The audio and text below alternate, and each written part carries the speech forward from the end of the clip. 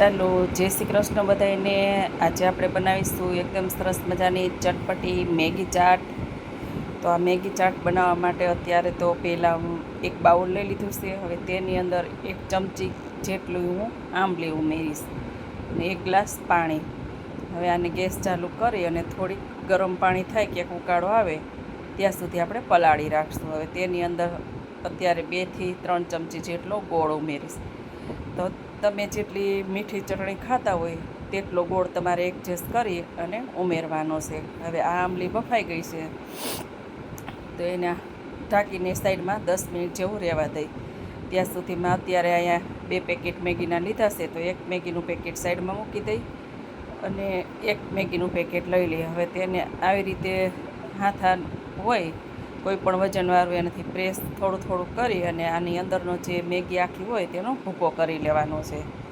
આ મેગી ખાવામાં ખૂબ ટેસ્ટી લાગે છે। તમે વઘારેલી મેગી છે કે પછી સાદી મેગી છે, કોઈ પણ મેગી બનાવીને તો તમે ખાધી જ હશે, પણ આ મેગી યુનિક છે, ક્યારેય તમે નહીં ખાધી હોય। તો હવે આપણે જોઈ મેગીનો ભૂકો થઈ ગયો છે। તેની અંદર આવી રીતે એક મસાલાનું પેકેટ આવે એ એક બાજુ સાઈડમાં મૂકી દઈએ અને જે આખી વધી હોય તેના નાના નાના ટુકડા કરી લઈ। હાથની મદદથી આવી રીતે થોડા થોડા ટુકડા કરી લઈ એટલે બધા ટુકડા થઈ જશે। હવે એક કડાઈ લઈ લીધી, તેની અંદર 1 ચમચી જેટલું તેલ લીધું છે। તેલ ગરમ થઈ જાય એટલે આની અંદર આપણે જે મેગીનો ભૂકો કર્યો તો એ મેગીનો ભૂકો ઉમેરી દેવાનો છે અને 10 મિનિટ જેવું આપણે શેકાવા દેવાની છે કે થોડોક હલકો એનો કલર આવી જાય, રતાશ જેવો કલર થઈ જાય ત્યાં સુધી આપણે મેગીને શેકવાની છે। હવે આને તમે બટરમાં પણ મેગીને શેકી શકો અને તેલમાં પણ શેકી શકો। અત્યારે મેં અહીંયા તેલ જ લીધું છે અને તેલની અંદર થોડોક સ્વાદ વધારે આવે એટલે હું અત્યારે તેલમાં શેકી રહીશ। તો હવે આ મેગી ચાટ ખાવામાં ખૂબ ટેસ્ટી બને છે અને બનાવવામાં પણ કોઈ ઝાઝો સમય ન લાગે, ઓછા સમયમાં બનીને તૈયાર થઈ જાય અને નાના મોટા બધાને દાઢે વળગી જાય જો એકવાર આવી રીતે તમે મેગી ચાટ બનાવી લેશો ને તો। હવે આપણે એક કોર સાઈડમાં મૂકી દઈએ મેગીને અને ચેક કરી જોઈએ આપણી આંબલી પલળી ગઈ છે અને ચમચીની મદદથી એક આપણે આવી રીતે દબાવીને હાથેથી મસળી અને એનો પલ્પ કાઢી લઈ। આવી રીતે ચોરશું એટલે ઠરે એવું થઈ જાય, પછી હાથેથી થોડીક ચોરી લેવાની અને એના રેસા બધા કાઢી લેવાના। હવે એક ગળણી લઈ આપણે કે કોઈ પણ જારો લઈ અને તેની અંદર ગાળી લેશું એટલે જે વધારાનો કચરો નીકળી જાય અને આંબલીનો સહેલાઈથી પલ્પ નીકળી જાય। આપણે આવી રીતે દબાવીને બધું પલ્પ કાઢી અને તૈયાર કરી લેશું। પલ્પ નીકળી જાય એટલે એક બાઉલમાં ટ્રાન્સફર કરી લેશું। પછી તેની અંદર આપણે મસાલા કરશું। તો મસાલામાં અત્યારે કલર સારો આવે એટલા માટે હું અડધી ચમચી જેટલો કાશ્મીરી લાલ મરચું પાવડર ઉમેરીશું અને મીઠું આપણે સ્વાદ મુજબ ઉમેરશું, બધામાં જો કે મીઠું આવતું હોય। હવે આ આપણે એક કોર સાઈડમાં મૂકી અને એક વાટકીની અંદર 1 ચમચી કોર્નફ્લોર લઈ લઈશું કે જેથી કરીને આપણી ચટણીનો થોડીક ગાઢી થાય એટલા માટે। હવે એને ઠંડા પાણીમાં જ કોર્નફ્લોર આપણે ઓગાળવાનો છે। 2 વખત આવી રીતે ચમચી કરશો એટલે કોર્નફ્લોર એકદમ સહેલાઈથી ઓગળી જશે। હવે કોર્નફ્લોરવાળી જે સ્લરી છે એ આપણે જે આંબલીનો પલ્પ હતો તેની અંદર ઉમેરી દેવાની છે। તમે કહેશો કે આવી રીતે ઠંડા પાણીમાં કેમ, કે હા ઠંડા પાણી થઈ જાય એમાં જ ઓગાળી અને પછી જ આપણે કે ગરમ પાણી હોય તેની અંદર હલાવતું જવાનું અને ઉમેરતી જવાની, નહીંતર એના ગાંઠા પડી જાય। હવે એને આપણે 10 થી 5 મિનિટ જેવું આપણે ગેસ ઉપર ઉકાળી લેશું એટલે જેથી કરીને આપણી જે ચટણી છે એ થોડીક વધારે ઘાટી થઈ જાય।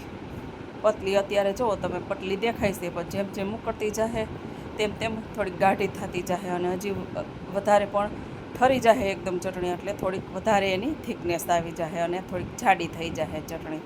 હવે આ ચટણી સરસ બનીને આપણી તૈયાર છે।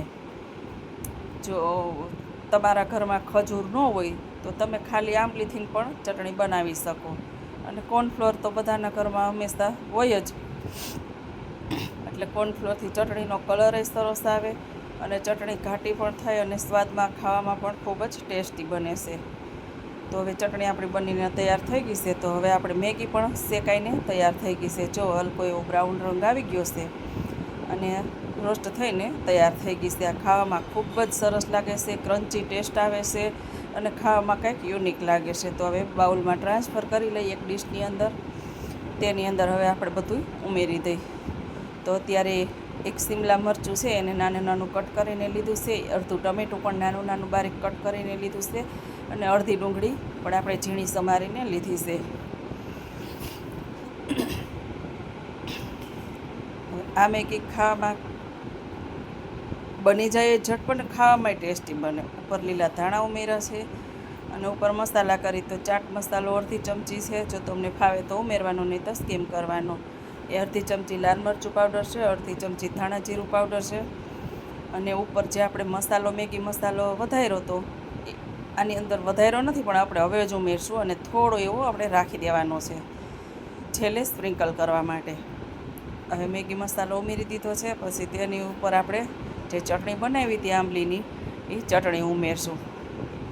ચટણી તમારે ઝાઝા માત્રામાં ઉમેરવાની છે, કે ટેસ્ટ જે આવે છે એ ચટણીનો આની અંદર ચટણીનો ટેસ્ટ છે, એટલે ચટણી થોડીક વધારે ઉમેરવાની. અને સ્પાઇસી કરવા માટે આપણે ફુદીનાની લીલી ચટણી ઉમેરશું. આ ચટણી વધારે સ્પાઇસી છે, અને આ ચાટ સ્પાઇસી હોય તો જ ભાવે છે, એટલે 1.5 ચમચી જેટલી ઉમેરી અને આને બધું મિક્સ કરી દઈ. હવે જો વિડીયોમાં તમે નવા હોય તો લાઇક શેર સબસ્ક્રાઈબ કરી દેજો, ને પાસે આપેલું બેલ આઇકન દબી દેજો, જેથી કરીને અવનવી રેસીપી મૂકું ત્યારે નોટિફિકેશન તમને પહેલાં મળે.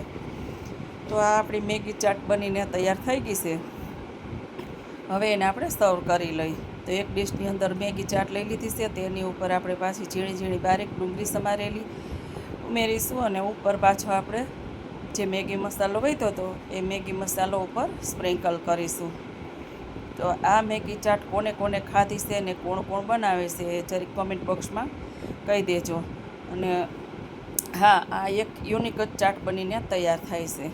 ઉપર આપણે ઝીણી ઝીણી સેવ પણ ભભરાવી છે, એટલે દેખાવમાં પણ સરસ લાગે અને ખાવામાં એટલી જ ચટપટી લાગે. તો વિડીયોને અહીંયા એન્ડ કરી ફરી મળીએ પાછા કાલે નવા વિડીયો સાથે.